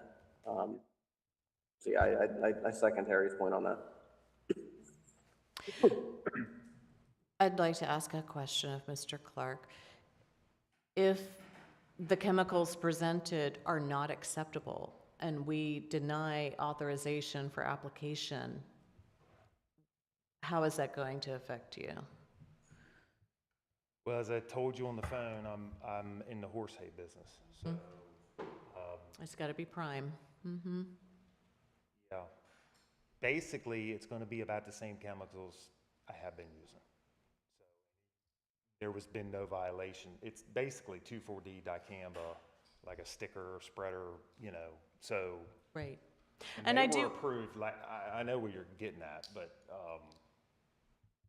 Chemicals that he used on those fields are what a homeowner would use around their house to control the same type of weeds. right. Barbarol is an insecticide. and Right. they would probably put more on versus what commercial applicators are putting on.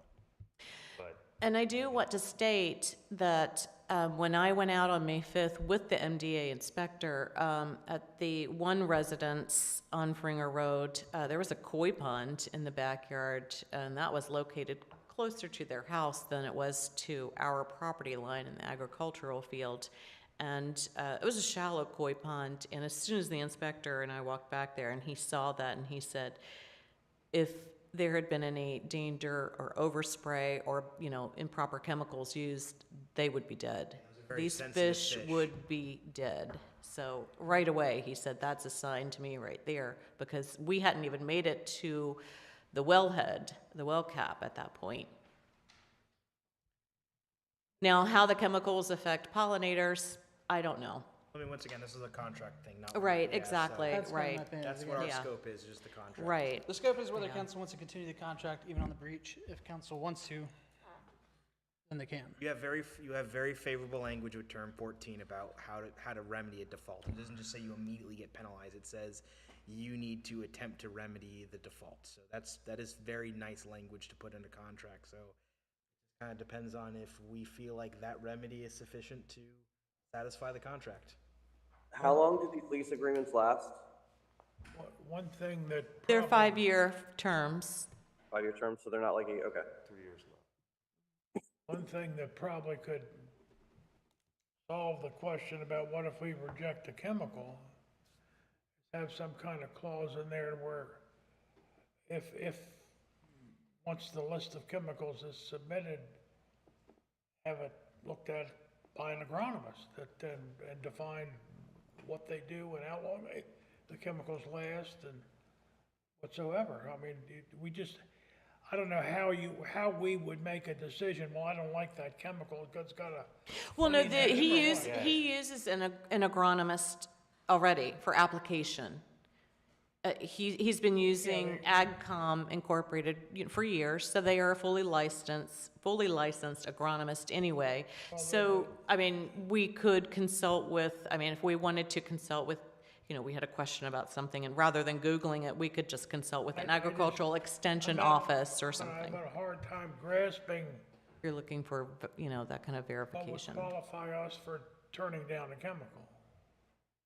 We don't have that saying we don't have to even have a reason. We can just say Yeah, we we can don't just want turn it. down a chemical. But that's a good That's a good thing. situation to bring up during the next contract where we can add and make it more expansive. Right now, we can deny it just because we don't like the name of the chemical. I mean, there's nothing that says. Yeah, it That's says the point I'm trying to which permission can be withheld at mean, landlord's it's just discretion. arbitrary. Just discretion. So I don't disagree. You're making a fantastic point, and that Right, would be yes, a benefit. indeed. But that's not how the current contract Well, I guess my question would be benefit to who, though? Because again, we work for the city of Taneytown. So that's the question. Just again, to remind council, city of Taneytown, especially for contracts. Would you send that list of chemicals off to MBA and have them review it? Or I mean, what are you gonna take? we could, or like I said, I mean, various, the state agricultural extension offices, things like that, that those resources are available for free. But we could just run it, by them. If it's the same, It's they're gonna be- usually the Yeah, I was gonna same. say, I if it's mean, the same, then based, it's- based on the records obtained from AgCom for the past 3 years, which is the extent of what they've kept, it's all been the same. The dicamba, carbaryl, spreader, et cetera, in the spring, and then Roundup in the fall. I mean, my solution for remedy would just be the cost it incurred us to even spend time. That would be my way, I would say, and then we can move along like everything else is good. You understand it now. There hasn't been any concern, but once again, that's separate from the contract. I mean, that would be my recommendation, is just whatever reasonable cost that the city incurred by having to deal with this would be your way to remedy. But I mean, it's going to be the Staff- body of council. Staff time's the biggest thing. Yeah, staff time. But what that is, I don't know, and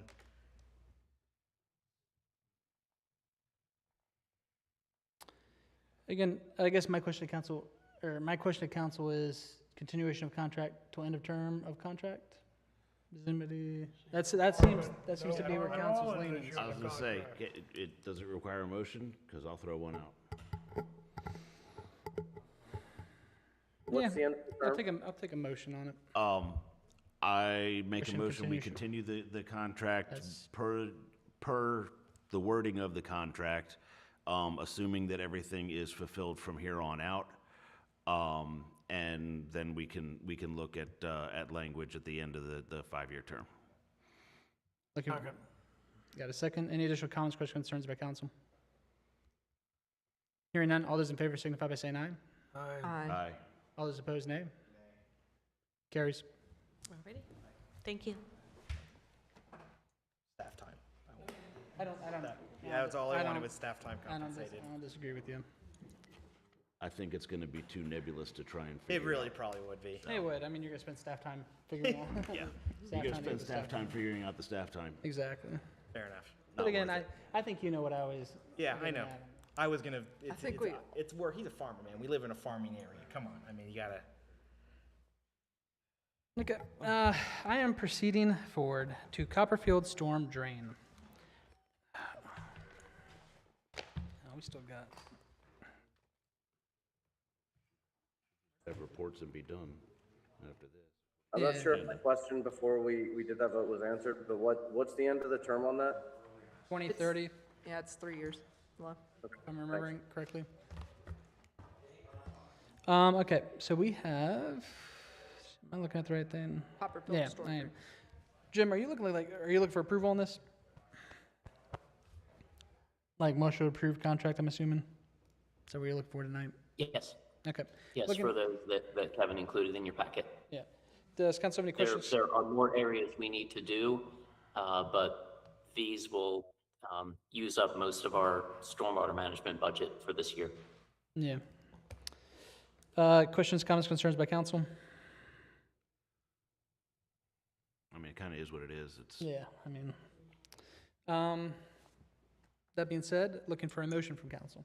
Make a motion to approve the contract for Copperfield Storm Drain. Looking for a second? second. Any additional comments, questions, concerns by council? Hearing none, all those in favor signify by saying aye. Aye. All those opposed, nay. Carries. Up next, we have council member reports, starting with council member Kollenach. Sorry, give me 1 second. Pull it up. Whatever. Just pick a new It's way whatever. of saying his It's last whatever name comes at out. It's every whatever meeting. comes out of my mouth. I'm surprised his last name's not cauliflower at some point. All right, cool. So adult tennis clinic concluded. Beginner pickleball clinic began on August 12th. There was the family fun day and book bag giveaway on Saturday, July 25th. Memorial Park went well. The event had free pony rides, games, a bounce house, face painting, live music by Hickory Wind, and free book bags and school supplies with food trucks and hands-on purchases. We also had Operation Pause for Homes present, and almost all of their dogs and cats they had there were adopted for the day. Many thanks to the National Pike Mental Health Trauma Center for providing the book bags. They will also be at the upcoming Harvest Festival with free hygiene products. And on the Harvest Festival, that's going to be held on Sunday, September 26th from 11 to 3 at Memorial Park with free pony rides, games, bounce houses, face painting, live music by Cross-Eyed Cat, food trucks on hand for purchases, and the aforementioned free giveaway of products. Vendor registrations are still being accepted until September 8th.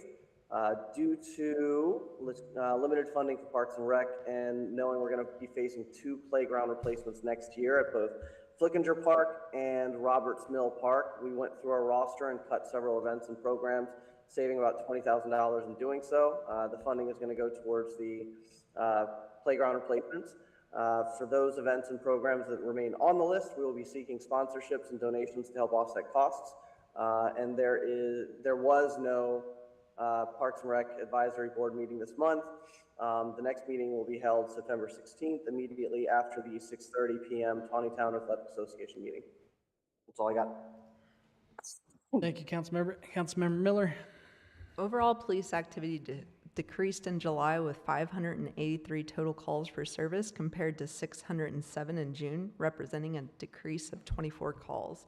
The decline was driven primarily by reductions in TPD-initiated activity and MSP calls, while assist other jurisdiction calls, citizen contacts, and on-view incidents increased. Adult arrests decreased during the month from 21 to 13, while juvenile arrests increased from 1 to 4. Traffic enforcement activity increased across most categories, while non-criminal incidents remained low, with 1 death investigation recorded in July. As far as all active officers completed 2 hours of use of force training, and on July 1st, July 20th, and July 21st, Officer Dakota Myers assisted the Frederick Police Department Academy with training scenarios and traffic stops. The Taneytown Police Department currently has 1 recruit in this academy, and he's having a blast doing it. Councilmember Mead.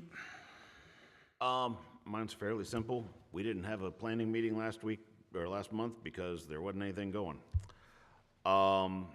We are planning to have our regular planning and zoning meeting on the 24th, so next Monday. We are anticipating, I believe, to have another comp plan meeting in September. Because we have passed the 60 days, we have gotten the remarks from everybody that needed to give us remarks, and we need to compile that, and then it will eventually, after all that happens, then it'll come up to council. So next meeting is the 24th of August, and then It'll be the 28th for the September meeting, and the 22nd probably, don't completely quote me on it, because I don't think it's been set yet, for a comp plan meeting. Sounds good. I love comp plan meetings. They're my favorite. Councilmember McCarron?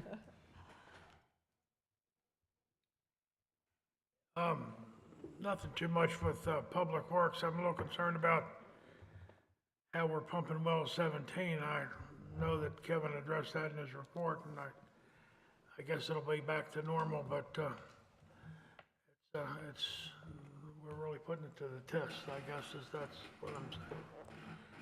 I want to comment that I did have an opportunity to participate in the Nation's Night Out, and the 250th anniversary booth, and really enjoyed the evening. A lot of folks, a lot of stuff going on. Place did a great job in getting the crowds out. I really appreciate that, and I hope you got that cruise, that Explorer cleaned with all those handprints. I saw that, I said, how in the world are they gonna ever clean that up? But anyway, it was a nice night. I didn't have a whole lot of activity at 250th booth. I expected people to be coming, turning in their cards and claiming their coins and things. But I didn't have any of that. Had a few people do that, but I could have counted them on one hand. It's my opinion that we're gonna have some 250th anniversary material left over, since that was the last event to collect stamps. We might want to think about what we want to do with that surplus stuff. I know in talking with staff and when back at the committee, the idea is some of those events that go into the fall and whatnot is to give up makeup stamps essentially. Yeah. So allow people to, again, still kind of make up Well, stamps that they're missing. the only reason I bring it up is I think we need to, while it's still the 250th anniversary, get this stuff in the hands of as many people as we can. How we do that?